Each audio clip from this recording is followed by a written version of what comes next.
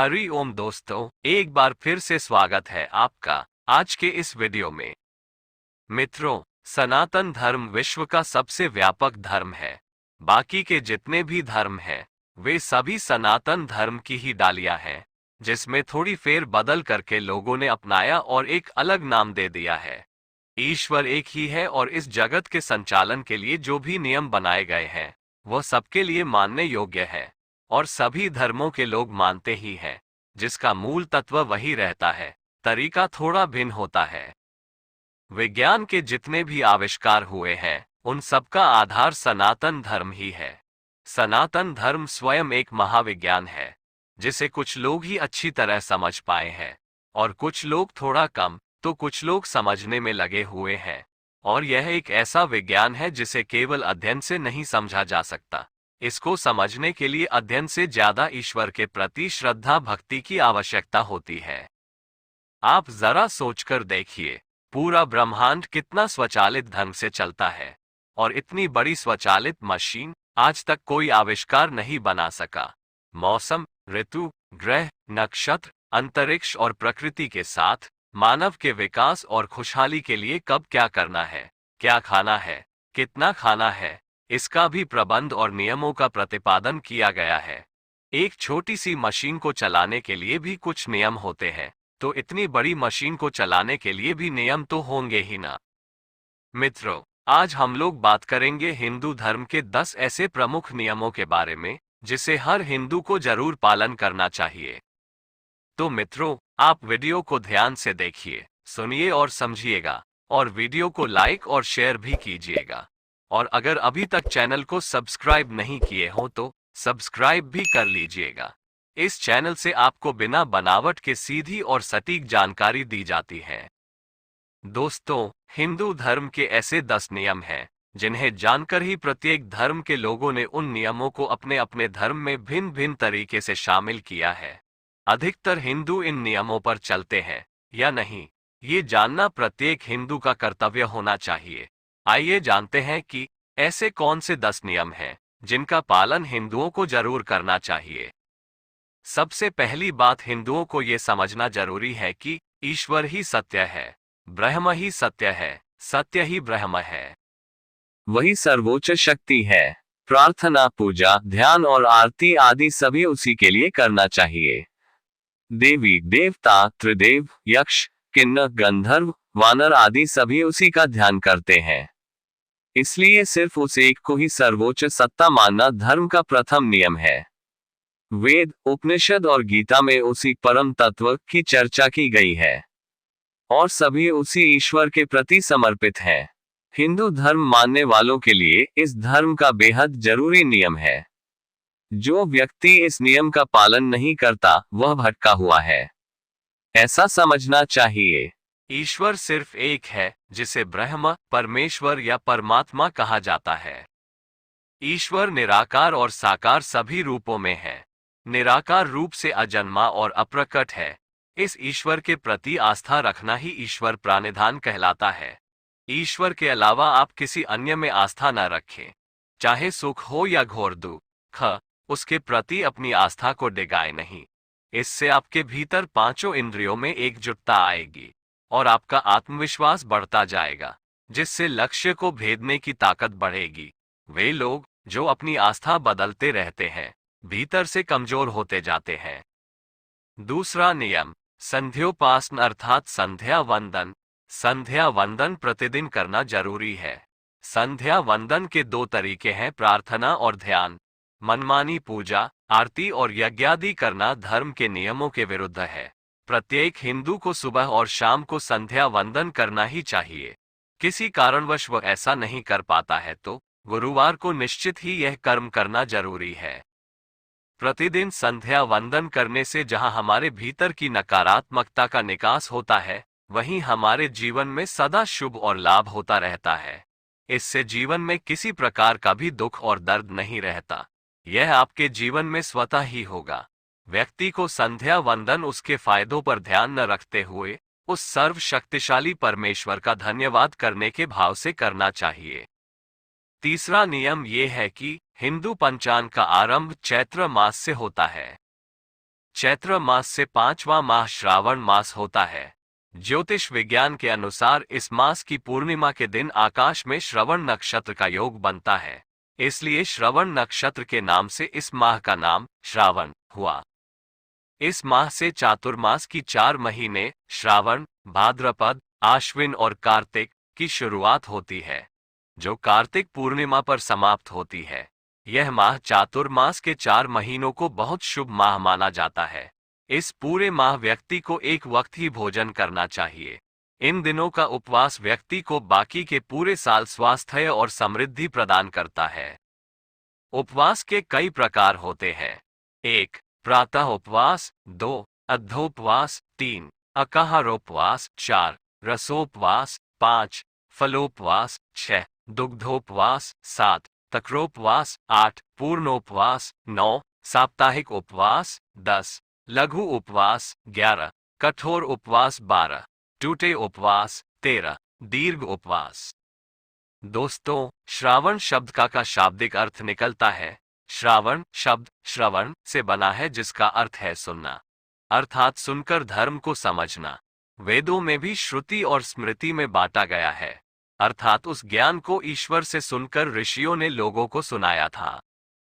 श्रवण माह में वैसे तो सभी दिन पवित्र होते हैं, लेकिन सोमवार, गणेश चतुर्थी, मंगला गौरी व्रत, मौना पंचमी, श्रावण माह का पहला शनिवार, कामिका एकादशी, कल्कि अवतार शुक्ल 6, ऋषि पंचमी, 12वीं को हिंडोला व्रत, हरियाली अमावस्या, विनायक चतुर्थी, नाग पंचमी, पुत्रदा एकादशी, त्रयोदशी, वलक्ष्मी व्रत, गोवत्स और बाहुला व्रत, पिथोरी, पोला, नराली पूर्णिमा, श्रावणी पूर्णिमा, पवित्रारोपण, शिव चतुर्दशी और रक्षाबंधन जैसे दिन अति पवित्र और शुभ होते हैं, जिसका पालन जरूर करना चाहिए।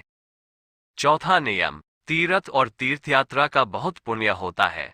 तीर्थ स्थान पर जाने से उस स्थान के वाइब्रेशन से व्यक्ति के जीवन में सुख, शांति और समृद्धि बनी रहती है, और यात्रा में हुई परेशानियों का सहन करने से अपने छोटे मोटे पापों का नाश होता है। तीर्थ भी 2 तरह के होते हैं, स्थावर और जंगम। स्थावर तीर्थ वे हैं जो एक जगह स्थिर होते हैं, जहां जाने पर हमारा कल्याण होता है, लेकिन जंगम तीर्थ स्वयं आपके पास आकर आपका कल्याण करते हैं। साधु, संत, ऋषि मुनि ये सभी जंगम तीर्थ में आते हैं। तीर्थ से ही वैराग्य और सौभाग्य की प्राप्ति होती है।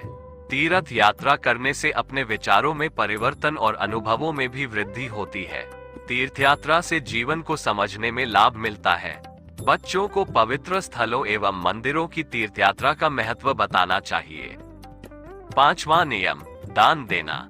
वेदों में 3 प्रकार के दाता कहे गए हैं, 1 उत्तम, 2 मध्यम और 3 निकृष्ट। धर्म की उन्नति, सत्य और विद्या के लिए जो देता है वह उत्तम दाता होता है।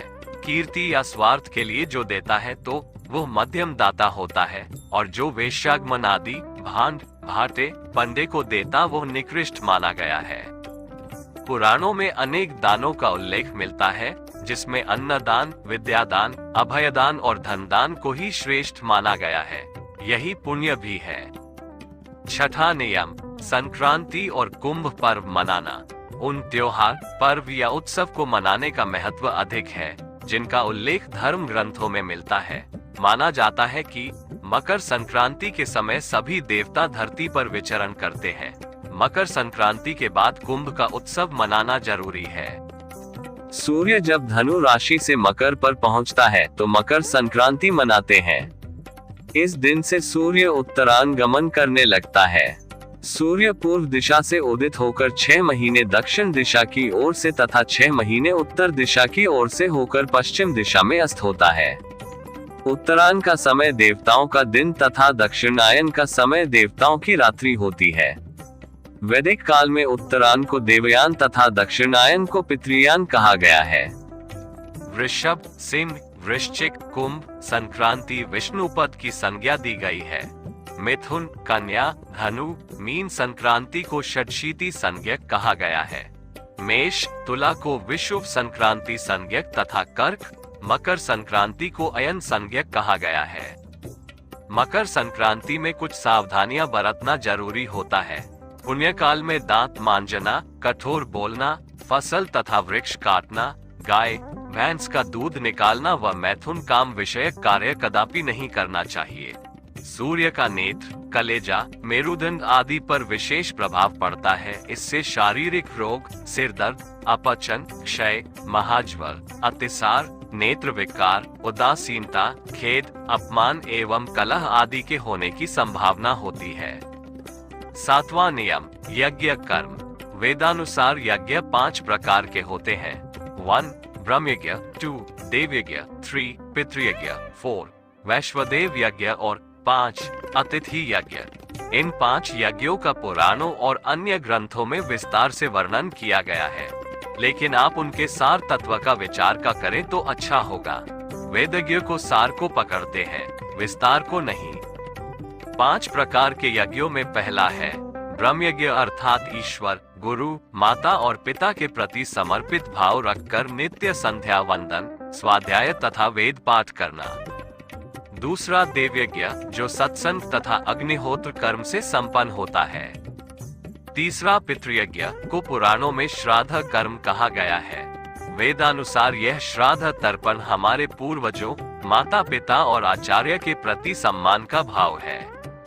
चौथा भूत यज्ञ या वैश्वदेव, सभी प्राणियों तथा वृक्षों के प्रति करुणा और कर्तव्य समझना, उन्हें अन्न जल देना ही भूत यज्ञ या वैश्वदेव यज्ञ कहलाता है। 5वां है अतिथि यज्ञ, अपन, महिला, विद्यार्थी, सन्यासी, चिकित्सक और धर्म के रक्षकों की सेवा सहायता करना ही अतिथि यज्ञ है। 8वां नियम है सेवा करना। हिंदुओं के ज्यादातर संत सेवा लेते हैं, सेवा करते नहीं। यही धर्म की सबसे बड़ी हानि है। सेवा के कई प्रकार हैं। रक्षा का एक रूप है सेवा। हिंदू धर्म में सभी कर्तव्यों में श्रेष्ठ सेवा का बहुत महत्व बताया गया है। स्वजनों, अशक्तों, गरीबों, महिला, बच्चों, धर्मरक्षकों, बूढ़ों और मातृभूमि की सेवा करना पुण्य है। यही अतिथि यज्ञ है। सेवा से सभी तरह के संकट दूर होते हैं। इसी से मोक्ष के मार्ग में सरलता आती है। सेवा ही सबसे बड़ी पवित्रता है।